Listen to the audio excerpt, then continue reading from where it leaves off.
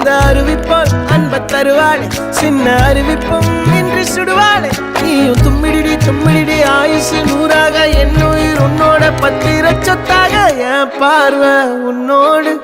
உன் பொம்மை கண்ணோடு பேசாமல் விண்ணோடு நாம் மிதந்து போவோம் காதாரா அடியாளோ நான் தாங்க